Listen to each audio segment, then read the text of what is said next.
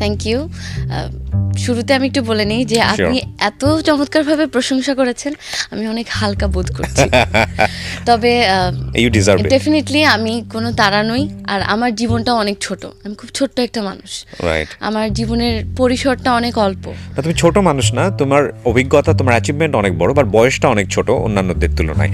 ঠিক আছে, কিন্তু আমরা বিশ্বাস করি কি প্রত্যেকটা মানুষেরই একটা গল্প আছে, যে গল্পটা থেকে কিছু না কিছু শেখা যায়।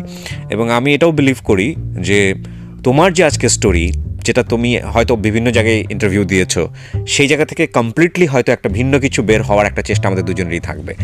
তো আমরা ছোটবেলা থেকে শুরু করি। ইনফ্যাক্ট তুমি তো ছোটই আছো, তারপরে ছোটবেলাটা কেমন ছিল? ছোটবেলা রাইট, হ্যাঁ, ওখান থেকে শুরু করতে চাই। জন্ম থেকে যদি শুরু করি, আমার জন্মটা রংপুরে। ওকে।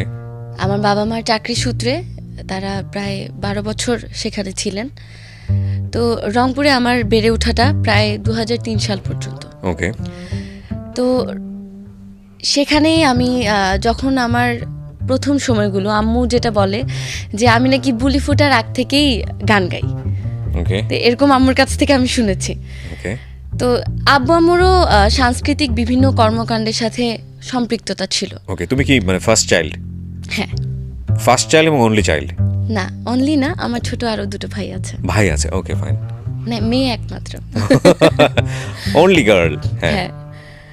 তো বাবা মায়ের সাংস্কৃতিক কর্মকাণ্ডের সাথে জড়িত থাকার কারণে আমার বাসাটা ছোটবেলা থেকেই ছিল খুব সুরেলা। ওকে।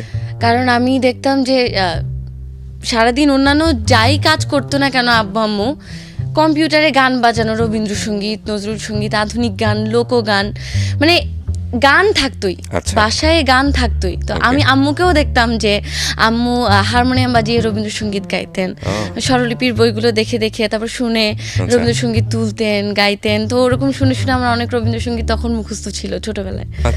তো মানে এরকম কারণে বাসায় মিউজিক্যাল পরিবেশটা ছিল সবসময়।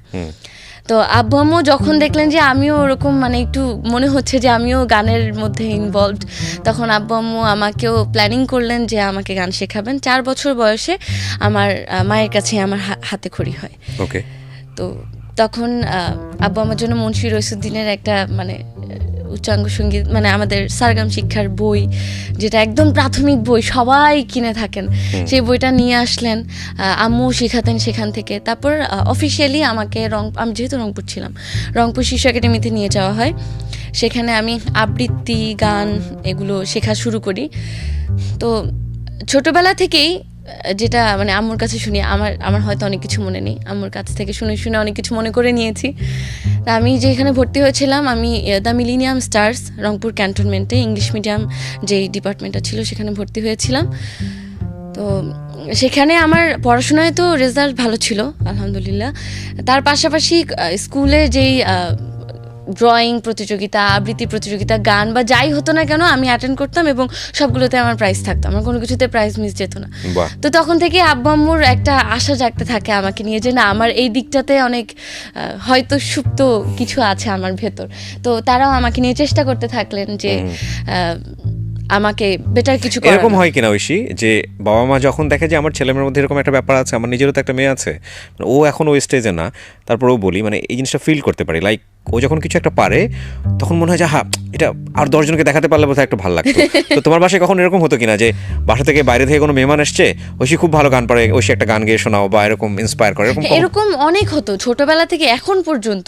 আচ্ছা। এটা সবসময় হয়। এবং আমি যেটা, এটা ছোটবেলার কথা না, এটা এখনকার কথা, কিন্তু এটা এখন না বললেই নয়, যে আমার কাছে মনে হয় আমার সবচেয়ে বড় শ্রোতা হচ্ছেন আমার বাবা মা।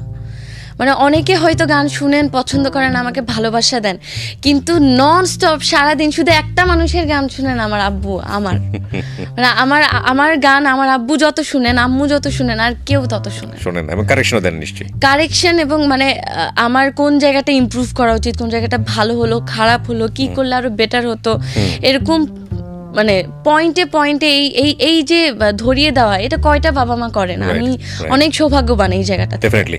সো যেটা হচ্ছিল যে তুমি ছোটবেলাতেই গান ভালো করছিলে, সম্ভাবনা দেখতে পাচ্ছিল, তোমার আব্বু আম্মু বিভিন্ন জায়গায় ট্রাই করছিল। জি, তারপর তো এভাবেই শেখা শুরু করলাম, রংপুর শিশু একাডেমিতে শিখতাম। তো রংপুরে আসলে গানের জায়গাটা ওভাবে সিগনিফিকেন্ট হয়নি। আমরা 2003 সালে নোয়াখালীতে চলে আসি বাবা চাকরি সূত্রে। নোয়াখালী হচ্ছে আমার হোম ডিস্ট্রিক্ট। ওকে।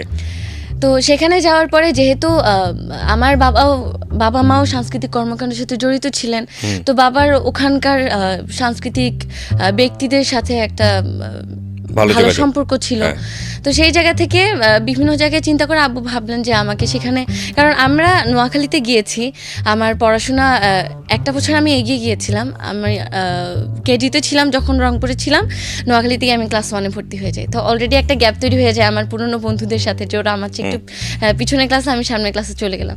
তো যাই হোক, ওটা কখনো কোনো মানে আমাকে দুর্বল করেনি, ওটা কখনো ফিল হয়নি। তো যে জায়গাটা মিস হওয়ার না, যে নোয়াখালীতে গিয়েই এবার শুরু আবার যে গানে ভর্তি করতে হবে। তো তখন আমি মৌমাছি কচিকাচার মেলায়, আমার শিক্ষক ছিলেন মোহাম্মদ শরীফ আঙ্কেলের কাছে আমি কচিকাচার মেলায় ভর্তি হই, এবং সেখানে আমার গানের নতুন যাত্রা শুরু হয়। এবং এখন আমার কাছে মনে হয় ওটাই আসলে আমার অন্যরকম একটা টার্নিং পয়েন্ট ছিল, ওভাবে গান শেখা শুরু করাটা। আমি যখন কচিকাচার মেলায় গান শেখা শুরু করি, সেখানে আমি ড্রয়িংও শিখতাম এবং নোয়াখালীতে আমি আবৃত্তিও শিখতাম। তো আমি আবৃত্তিও ভালো করতাম ছোটবেলায়, ড্রয়িংও মোটামুটি করতাম, কিন্তু ড্রয়িংয়ে হয়তো অত ভালো করিনি তখন। তো গান শেখা শুরু করলাম, তো গান করতে থাকলাম। আস্তে আস্তে যখন আমি গাচ্ছি, তখন কেউ গান শুনলে খুব প্রশংসা করতো যে আমি খুব ভালো গান করছি, আমার সম্ভাবনা আছে, বাহির মেয়েটা তো খুব সুন্দর গান করছে, দেখি গান শোনাও। তখন পর্যন্ত তোমার স্পেশালিটি গ্রো করেনি? না, তখন আমি শিখছি, শুরু করেছি, মানে পাচ্ছ সামনে গাচ্ছ। হ্যাঁ, শিখছি, গাচ্ছি, সবার সাথে দলীয় কাজগুলো করছি। তো এভাবে শিখতে 2004 সালে আমাকে স্টেজে প্রথম গান গাওয়া, আমার স্টেজে সেটা ছিল ডুয়েট গান। একটা ছড়া গান গেয়েছিলাম আরেকটা ছেলের সাথে, আমার বয়সে একটা ছেলের সাথে। পড়ার টেবিলে আমি পড়তে এলে দাদুর কথা শুধু মনে পড়ে, এই গানটা গেয়েছিলাম, আমার মনে আছে। আমাদের কাছে সেগুলো ভিডিও ক্লিপস আছে, তো প্রায় দেখা হয়, দেখলে খুব মজা লাগে যে আমি কেমন করে করে গাইছি, নড়ে নড়ে, একটা ছোট্ট বাচ্চা, এখনো ছোট। তো তখন আমি স্টেজে গাইলাম এত তাড়াতাড়ি, আসলে এত ছোট বয়সে, তখন আর কি আমাদের সেই পরিবেশটা থেকে এত তাড়াতাড়ি কেউ এভাবে গান গাইতে পারতো না, সলো বা ডুয়েট বা যেটাই হোক, এভাবে চান্স পাইতো না। তো আমি তখন আস্তে আস্তে ওরকম জায়গাগুলো পেতে শুরু করলাম, যে সবাই আলাদা করে দেখা শুরু করলো যে ও ভালো কাজ করছে, ও ভালো গান গাইছে, হ্যাঁ, সবার থেকে ও একটু আলাদা হচ্ছে, ওটা ভালো লাগছে। তো সেই জায়গা থেকে আমার যিনি শিক্ষক ছিলেন, তিনিও আমাকে একটু আলাদা স্নেহের দৃষ্টিতে দেখা শুরু করলেন। তো এই ব্যাপারগুলোতে আমার বাবা মাও অনেক ইন্সপায়ার হচ্ছিলেন, দেখছিলেন যে হ্যাঁ, মেয়ে ভালো করছে।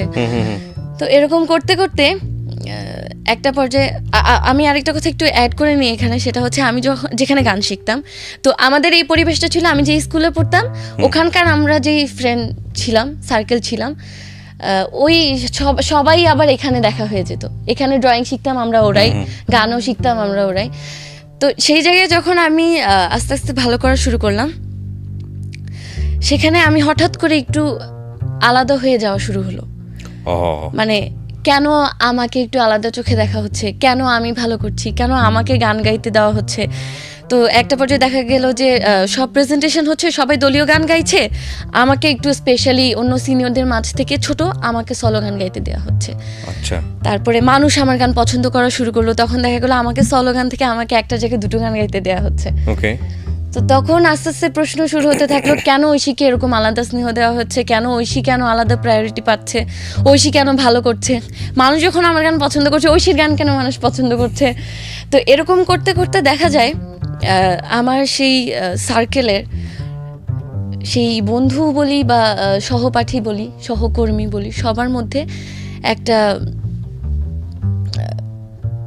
হিংসার কারণে হিংসা বা জেলাসি যেটাই বলি না কেন গ্রো করলো। একটা কথা বলে মনীষীরা বলেন যে ক্লাসের ফার্স্ট বয়ের কোনো বন্ধু থাকে না, জানি না, মানে আমাদের বাঙালি কালচারদের মধ্যে এই জিনিসটা আছে, কেউ যদি একটু সামনের দিকে চলে যায় আমরা কেন জানি অটো এই জেলাসিটা ফিল করি, এটা সবার মধ্যেই চলে আসে এবং চেষ্টা করি পেছন থেকে আঁকড়ে কিভাবে। ধরে রাখতে। হ্যাঁ, এটা খুব মানে খুব রুডলি, যেটা মানে একদম মানে মনে হয় যে ঠিক আছে আমি তো এখানে একা পড়ে আছি, তুমি যাবা কেন, আমার একজন কোম্পানি দরকার, আমার সঙ্গেই থাকো, পিছেই থাকো। সামহাউ এই কালচারটা আছে আমাদের মধ্যে। হ্যাঁ, তো তখন এই ব্যাপারটা আমাকে ফেস করতে হয়েছে। তো আমি তো তখন অনেক ছোট, এগুলো বোঝার আসলে বয়স হয়নি। তখন গান শিখতাম এবং গান শিখে বাসায় গান চর্চা করানো হতো এবং চেষ্টা করতাম তখন থেকেই। বাবা মা ওভাবেই আমাকে মেন্টরিং করতেন যে তুমি তোমার বেস্টটা দিবা, এভাবে এভাবে করো, তাহলে তোমার পারফরমেন্সটা ভালো হবে। কিভাবে নিজের ভালোটাকে বের করে নিয়ে আসা যায় সেটাই সবসময় মাথায় থাকতো। তো এভাবে করতে করতে একটা পর্যায়ে দেখলাম যে গার্ডিয়ানদের মধ্যে একটা ঝগড়া শুরু হয়ে গেল। যে দেখা গেল গার্ডিয়ান আর আমার শিক্ষকের মধ্যে কেন ঐশীকে মানে এরকম করা হচ্ছে, কেন ঐশী স্লোগান, কেন ঐশীকে প্রেজেন্টেশন দেওয়া হচ্ছে, কেন ঐশীকে আবৃত্তি করতে দেওয়া হচ্ছে, কেন ঐশী দুটো গান কেন গাচ্ছে, ঐশীর গান কেন মানুষ পছন্দ করতেছে, মানে এরকম একটা ব্যাপার তৈরি হয়ে গেল। তো তখন দেখা গেল যারা আমার কাছের বন্ধুরা ছিলেন তাদের সাথে আমার আর সেই বন্ডিংটা থাকলো না। আমি আমি আমি কখনো এই বিষয়গুলোকে একদম নেগেটিভলি দেখিনি, কারণ আমি এই জিনিসটাকে এভাবে শিক্ষা হিসাবে নিয়েছি এবং এখন বুঝি যে তুমি যখন অর্ডিনারি তখন সবাই তোমার সাথে থাকবে, কিন্তু তুমি যখন এক্সট্রা অর্ডিনারি বা তুমি যখন সবার থেকে কিছু আলাদা করতে যাবে বা তুমি সবার থেকে একটু অন্যরকম, তখন সবাই চেষ্টা করবে কিভাবে তোমাকে টেনে ধরে রাখা যায় বা তাদের মতো করেই রাখা যায়, তুমি যেন আলাদা না হও। তো সেই জায়গা থেকে আমি সবসময় চিন্তা করতাম যে না, হয়তো আমি একটু অন্যরকম এবং হয়তো আমি ভালো করছি বা ভালোর দিকে যাচ্ছি, তখন আমার স্বপ্নগুলো আরো বড় হতো। যে না, আমাকে তাহলে এভাবে করতে হবে, তাহলে আমি আরো ভালো করতে পারবো, আরো ভালো হব। এবং আমি এখনো আমার সেই বন্ধুদেরকে, সেই আন্টিদেরকে বা পারিপার্শ্বিক যারা ছিলেন সবাইকে অনেক ধন্যবাদ জানাই, কৃতজ্ঞতা জানাই, কারণ তাদের কারণে আমি আরো বড় স্বপ্ন দেখতে শিখেছি। তো এরকম করে করে আস্তে আস্তে আগানো। তো দেখতে দেখতে এরকম বছর যায়, আরো আগাই। একটা পর্যায়ে কম্পিটিশনের যে সময়টা শুরু হয়, মানে কম্পিটিশন মানে যে প্রতিযোগিতাগুলো হতো, শিশু প্রতিযোগিতা, জাতীয় প্রতিযোগিতাগুলো, সেগুলোতে অ্যাটেন্ড করার বিষয়গুলো ছিল। তো আমি যখন শুরুর দিকে কম্পিটিশনগুলোতে যেতাম তখন দেখা যেত যে যারা বিচারক মণ্ডলীরা থাকতেন তাদের হয়তো আপনজন বা ছাত্রছাত্রী বা যে কোনো কাছের লোকরা সেখানে পার্টিসিপেন্ট থাকতেন। তো যার কারণে দেখা যায় সবার মুখে আমি প্রশংসনীয় হলেও, আমি সেরা হলেও কোনো কারণে প্রতিযোগিতার পজিশনগুলোতে আমি সেই জায়গাগুলোতে থাকতাম না। তো এটা অনেকবার বারবার সব সময় এটাই হচ্ছিল, সেটা জেলা পর্যায়ে, বিভাগীয় পর্যায়ে এবং জাতীয় পর্যায়ে এরকম দেখেছি, অনেক দিন দেখেছি। তো এরকম করতে করতে করতে করতে একটা পর্যায়ে যখন এমন আসলো যে কম্পিটিশনগুলোতে তখন আমি অ্যাটেন্ড করা মানে যে আমি অ্যাটেন্ড করছি মানে আমি একটা ভালো পজিশনে আছি, আমি অ্যাটেন্ড করছি মানে আমি একটা ভালো পজিশনে আছি। তখন আবার সমস্যা যে কেন ঐশী ভালো পজিশনে, কেন ঐশী ফার্স্ট হচ্ছে, কেন ঐশী মানে ভালো করছে, এগুলো নিয়ে এবার বিচারকদেরকে প্রশ্ন করা শুরু করতো। আমার টিচার যিনি ছিলেন ওনাকে প্রশ্ন করা শুরু করতো যে আমি আদায় করে নিচ্ছি, আমার অন্য কোনো লিঙ্ক আছে বা আমি টাকা দিয়ে আদায় করে নিচ্ছি বা অন্য কোনো ক্ষমতা আছে, এমন একটা বিষয় তৈরি হয়ে যায়। তো এরকম একটা পর্যায়ে এমন বিষয় দাঁড়ায় যে আমার যারা বেস্ট ফ্রেন্ড ছিল, বিশেষ করে যে বেস্ট ফ্রেন্ড ছিল একজনের কথা আমি বলেই ফেলি, তার নাম ছিল অনু। আমরা খুবই ভালো বন্ধু ছিলাম, খুবই ভালো। এবং আমাদের মধ্যে যে সম্পর্ক ছিল তা না, আমাদের পারিবারিক একটা সম্পর্ক ছিল, মানে আমাদের বাবা মায়ের মধ্যেও একটা বন্ধুত্বপূর্ণ সম্পর্ক ছিল। তো এসব ঝগড়া বা এরকম কমপ্লিকেশনের মধ্যে পড়ে আমি আমার বন্ধুত্ব হারিয়েছি। ও গান করতো? হ্যাঁ, সেও গান করতো। আমাদের এই সার্কেলের মধ্যে ছিল, আমাদের একটা সমাজ তৈরি হয়েছিল। তো সেখানে সেও গান করতো। তো ওর সাথে দূরত্বের অনেক কারণ ছিল। তো কারণ দেখা যেত আমরা এই জিনিসটা সব সময় সবার ক্ষেত্রেই এটা হয় যে আপনার কাছে গিয়ে এক কথা বলছি, সেই মানুষটা আমার কাছে গিয়ে আরেক কথা বলছি, এরকম করে করে আপনার আর আমার মধ্যে মনের মধ্যে একটা কিন্তু অলরেডি দূরত্ব তৈরি হয়ে যায় যে সে কি আসলে আমাদেরকে নিয়ে এরকম বলছে বা এরকম কিনা। তো এরকম অলরেডি একটা মানসিক দূরত্ব তৈরি হয়েছিল, কিন্তু সেটা কখনো আমরা বুঝতে দেইনি। কিন্তু একটা ইনসিডেন্ট হয় যেখানে 2006-07 দিকে আমাদের যে অনুষ্ঠানগুলো হতো, দলীয় গান তো থাকতোই, প্রাতিষ্ঠানিক যে অনুষ্ঠানগুলো হতো বিভিন্ন আয়োজনে, স্বাধীনতা দিবস, বিজয় দিবস, সেই অনুষ্ঠানগুলো। তো সেখানে আমাদের প্রতিষ্ঠানের অনুষ্ঠানের দিন আমরা যখন গ্রিন রুমে ছিলাম, সেখানে আমাদের শিক্ষক লাইন ধরে দাঁড় করিয়ে দিলেন যে তোমরা এইভাবে, আমাদের ছোট মানুষ তখন, যে ভেবে দাঁড়াবা স্টেজে গেলে, আমাদেরকে লাইনে দাঁড় করিয়ে দিলেন, বুঝিয়ে দিলেন। তো সেখানে আমাদের কোনো এক বন্ধু, সে এসে আমাকে ধাক্কা দিয়ে সরিয়ে বললো, আমি এখানে দাঁড়িয়েছি, তুমি এখানে কেন দাঁড়িয়েছো? তো ছোটদের মধ্যে যেই ভেজালগুলো হয় আর কি, সেগুলো করতে গিয়ে আমাদের মধ্যে একটু ধাক্কাধাক্কি হয়, আমাকে ধাক্কা দিয়ে ফেলে দেওয়া হয়, আমি পড়ে যাই এবং আমি ব্যথা পেয়েছিলাম। তো সম্ভবত আমি জানি না সে আসলে ব্যথা পেয়েছিল কিনা, তো হয়তো সেও ব্যথা পেয়েছিল। সে তার মায়ের কাছে গিয়ে কমপ্লেন করেছে, তার ডাক্তার বাবা মা। তো সেই মা এসে গ্রিন রুমে আমাকে মানে খুব খারাপ ব্যবহার করে ঝাঁকে, মানে তুমি আমার মেয়ের সাথে ফোন করছো, তুমি আমার মেয়েকে ফেলে দিয়েছো। আমি তো তখন মানে ইন্টেনশনাল কিছু ছিল না, বা আমি তো কিছু করিনি, আমি তো বোকা হয়ে গিয়ে। আব্বু যেহেতু ওখানকার জড়িত থাকার কারণে গ্রিন রুমে ছিলেন, এটা তো তিনি বলতে পারবেন না। তা একটা বাবার সামনে যখন মেয়েকে এরকম করা হয়, বাবার কিন্তু মাথা ঠিক থাকার কথা। তা আমার আব্বু রেগে গেলেন। আব্বু রেগে গিয়ে বললেন যে প্রোগ্রাম ক্যান্সেল, তোমার গাওয়া লাগবে না, তুমি এখানে গাবা না। আব্বু আমাকে ধরে গ্রিন রুম থেকে বের করে নিয়ে আসলেন। মানুষ যেদিকে ছিল আর কি, ওইদিকে অডিয়েন্সের এদিকে অনেক মানুষ, প্রচুর মানুষ। আব্বু তো খুব ক্ষেপে গেছে যে এটা মানে স্বাভাবিক, একটা বাবার কাছে মেয়েকে এভাবে মানে ঝাঁকি দিয়ে এভাবে বলবে একটা মানুষ, তিনি দেখতে পারবেন না এটা। তো তখন অনেকে এগিয়ে আসছিলেন বা বোঝাতে আসলেন যে যাই হোক ভুল বোঝাবুঝি হয়েছে বা এরকম কিছু। তো আমার যে ফ্রেন্ডের মা আন্টি হয়তো ভেবেছিলেন কি আমার সাথে অনুর কিছু হলো কিনা, বা সামহাও অনু রিলেটেড কিনা, যেহেতু আমাদের একটা পারিবারিক সম্পর্ক। আন্টি এগিয়ে আসলেন দেখতে, যে বাবুকে বলতে যে ভাই আপনি শান্ত হন, বা কি হয়েছে কি আমরা একটু জানি, বা ঠিক হয়ে যাবে। স্কুলে না, এটা হচ্ছে আমাদের নোয়াখালী শহরে প্রত্যেকটা দিবসে আয়োজন হতো শহীদ মিনারে, মুক্ত মঞ্চে। ওটা ছিল আমাদের ট্রেডিশন, রাইট?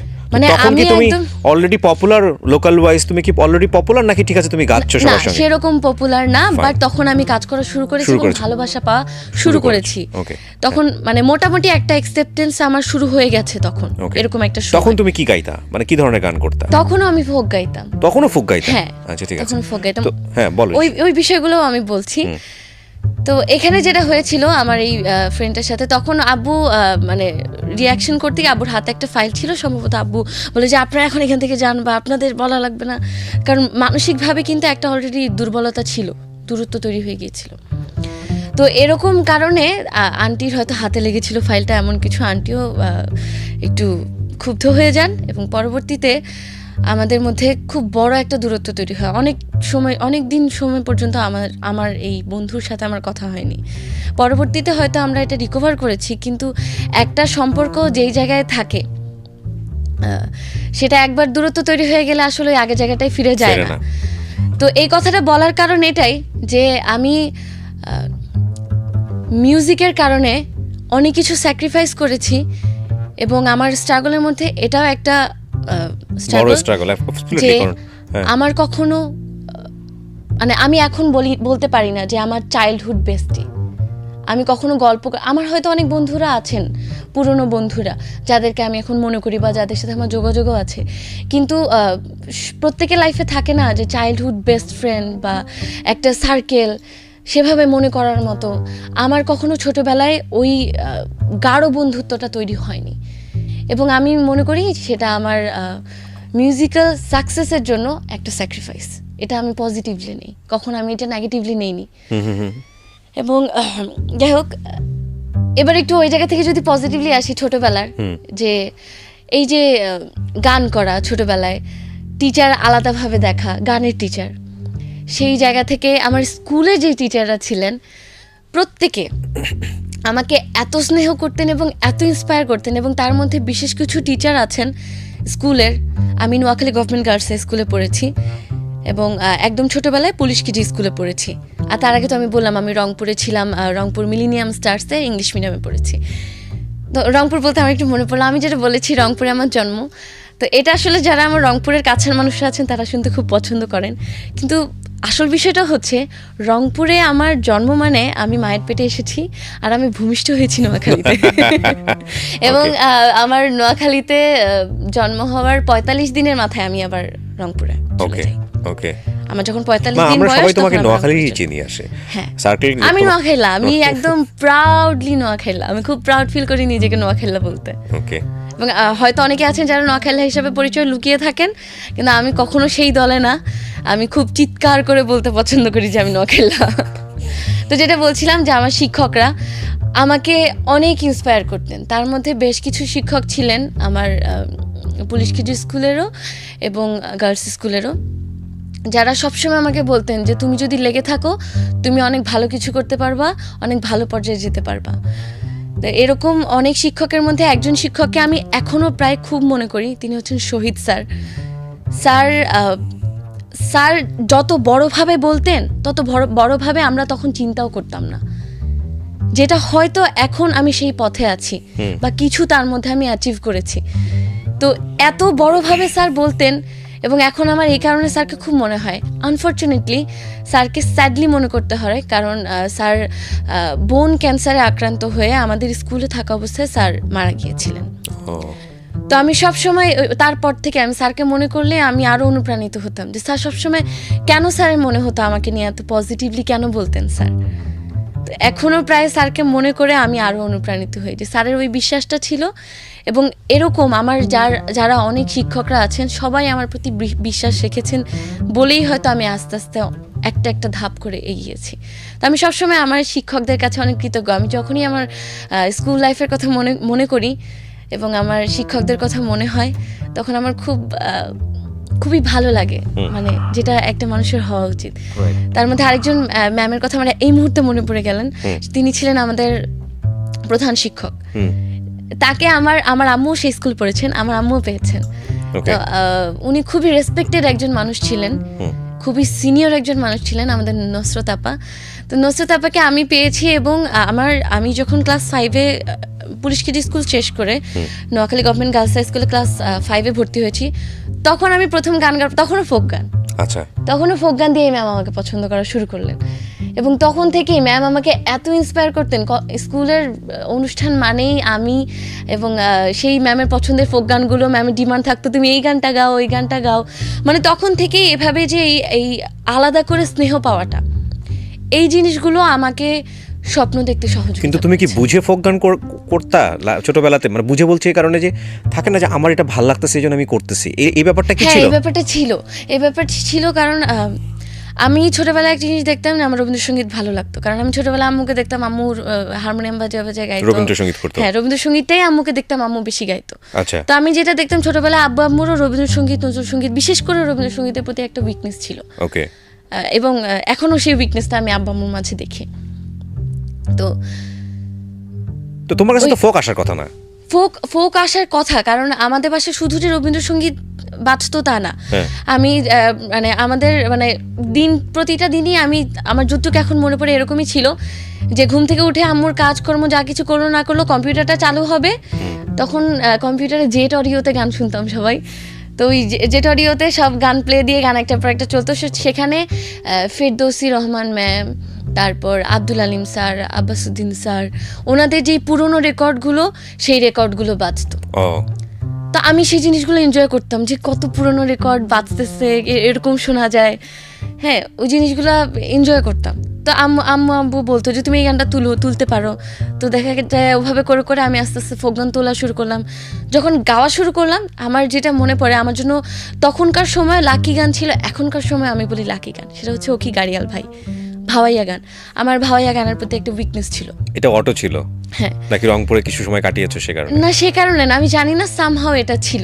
মানে আলটিমেটলি তোমার ব্লাডে যেটা স্পার্ক করেছে দ্যাট ইজ ফোক, এবং এটা ন্যাচারালি তুমি নিয়েছো নিজের মধ্যে। প্রবাবলি, কারণ আমি তখনও যখন গান গাওয়া শুরু করলাম, ওই সময়টা যখন সবাই দেখছে যে ঐশীর গানে পছন্দ করছে, তো তখন আমি ওই যে ও কি গাড়িয়াল ভাই বা কুমটা বাতাস, ও কি ও বন্ধু কাজল ভ্রমরা, এরকম যেই ভাওয়াইয়া গান বা সাথে ভাটিয়ালি গান, সর্বনাশা, পদ্মা নদী, হ্যাঁ, এরকম গানগুলো টান দিয়ে ও পদ্মা নদী রে চিল্লায় টান দিয়ে তুমি এটা গাইতাম, বুঝতা? গাড়িয়াল ভাই টান দিয়ে গাইতাম। মানে আমি তোমাকে প্রশ্নটা করছি কারণ যে তুমি কি বুঝতা যে তোমাকে কেন পছন্দ করছে মানুষজন, তোমার গানটাই কেন শুনতে চাইছে? এটা না, কি আমি বুঝতাম না। আমি খুব মানে অনেক ইন্সপায়ার্ড ফিল করতাম যে আমি ধরেন গাড়িয়াল ভাই গাইলাম, তো সবাই খুব প্রশংসা করতো, মানে প্রশংসায় পঞ্চমুখ। আমি খুব ইন্সপায়ার হতাম, বা আমার গান সত্যি এত ভালো লাগছে, আমাকে আরো ভালো করতে হবে। এভাবে করে আসলে আমার গানের প্রতি ভালোবাসাটা আরো বেড়ে যায়, এবং আমার বাবা মাও দেখলেন যে না, মেয়ে প্রশংসিত হচ্ছে, তারাও আমাকে আরো ভালো করে গাইডলাইন কিন্তু দেওয়া তুমি শুরু ন্যাচারালি যে করলেন। হাই পিচে যে গান করো, এইটা তোমার কি খুব ছোটবেলা থেকেই ছিল? হ্যাঁ, তখনও আমি হাই পিচে গান করতাম। আমার এখনই মনে পড়লো, আমার বিভিন্ন কম্পিটিশনের সুবাদে আমাদের বিভিন্ন গ্রুমিং করা হয়েছিল যখন আমি শাপলাকুড়িতে ছিলাম। তখন খুরশিদ আলম স্যার আমাদেরকে গ্রুমিং করেছিলেন। তো একবার স্যার আমাকে বলছিলেন, তুমি এত উপরে গাবে, এত উপরে কেন গাবে, এত উপরে তুমি পারবা, এরকম করে বলতেন। স্যার আমি পারবো, আমি তো ছোট তখন, খুব মানে জোর গলায় বলতাম আমি পারবো স্যার। মানে তখন থেকেই আমি উপরে গাইতাম, একটু মানে হাই রেঞ্জে গাইতাম, এরকম একটা টেন্ডেন্সি ছিল। স্টেজেও যখন গাইতাম, আমার শিক্ষক আমাকে এটা বলতে আবার মনে পড়ে গেল আরেকটা কথা। আমার যিনি শিক্ষক ছিলেন মোহাম্মদ শরীফ স্যার, শরীফ আঙ্কেল, তো তিনি একজন এক কথায় বলে একজন কমার্শিয়াল মানুষ ছিলেন। এটা এই দৃষ্টিতে বলা, তার একটা প্রতিষ্ঠান ছিল কল্লোল শিল্পী গোষ্ঠী, সেটা প্রফেশনালি কমার্শিয়ালি প্রোগ্রাম করতো সেই শিল্পী গোষ্ঠীটা। তার সাউন্ডের বিজনেস ছিল, তো সেসব কারণে কমার্শিয়াল বিভিন্ন প্রোগ্রামে তো যাতায়াত ছিল, মানে মোট কথা কমার্শিয়াল একজন মানুষ ছিলেন তিনি, যার কারণে তিনি আমাকে বিভিন্ন অনুষ্ঠানে নিয়ে যেতেন। আচ্ছা। তিনি যখন দেখলেন যে আমি গান গাইলেই মানুষ শুনছে, পছন্দ করছে, বিশেষ করে ফোক গান, সব ধরনের গানই, তো তখন তিনি আমাকে বিভিন্ন অনুষ্ঠানে নিয়ে যেতেন। আমি ক্লাস 4-এর শেষ দিক থেকে, মানে 2005-6-এর মাঝামাঝি, মানে এই সময়টা থেকেই আমি কমার্শিয়াল স্টেজে যাওয়া শুরু করি, এবং তখন থেকে আমি স্টেজ পারফরমেন্স শুরু করি। সো ওই সময়টা থেকে তুমি পেইড সিঙ্গার সামহাউ? হ্যাঁ। ক্লাস 4-5 থেকে? হ্যাঁ। ওয়াও। তোমার আব্বু এটাতে ইন্সপায়ার করতো তোমাকে? হ্যাঁ, আব্বু ইন্সপায়ার, কারণ তখন আমাদের আসলে টেন্ডেন্সি এমন ছিল না যে আমি প্রফেশনাল আর্টিস্ট হব। তখন আমাদের টেন্ডেন্সি ছিল যে আমি গান গাইছি, মানুষ শুনছে, ভালো লাগছে। তখন আব্বু আম্মু দেখছেন যে মানে মেয়ের গান সবাই পছন্দ করছে, তারাও ইন্সপায়ার হচ্ছেন যে সঠিক ওয়েতে শিখে আরো ট্রেন্ড আপ হয়ে আরো ভালো কাজ করতে, আরো কোয়ালিটি কাজ কিন্তু তুমি তো করতে। শেখার আগে স্টার হয়ে গেছো। সরি টু সে, এই কারণে বলছি যে ধরো তোমার আম্মুর কাছ থেকে শিখলা হাতে খড়ি। হ্যাঁ, 4 বছর বয়স থেকে কিন্তু আমার গান শেখা শুরু। হ্যাঁ, শিখছো রংপুর শিশু একাডেমিতে এবং পরবর্তীতে নোয়াখালীতে। ফোক কি তখন পর্যন্ত 4-5 পর্যন্ত মানে স্টেজে গাচ্ছো তুমি? এবং আমি তো 4 বছর বয়সে শেখা শুরু করেছি, সেটা 2000 সাল। আমি 2003-এ নোয়াখালীতে আসলাম, এবং 2003-এ সেখানে গান শুরু করলাম, এবং সেখানে পুরোদমে সত্যিকার অর্থে একদম গানের সাথে মিলেমিশে গান শুরু কে করা। শেখাতো ওই সময়টাতে? তখন আমাদের সারগাম শেখাতো, বিভিন্ন উচ্চাঙ্গ সঙ্গীতের বিভিন্ন ধাপ মানে আমি কেন আস্তে আস্তে জিজ্ঞেস শুরু করছি করা, ঐশী? এবং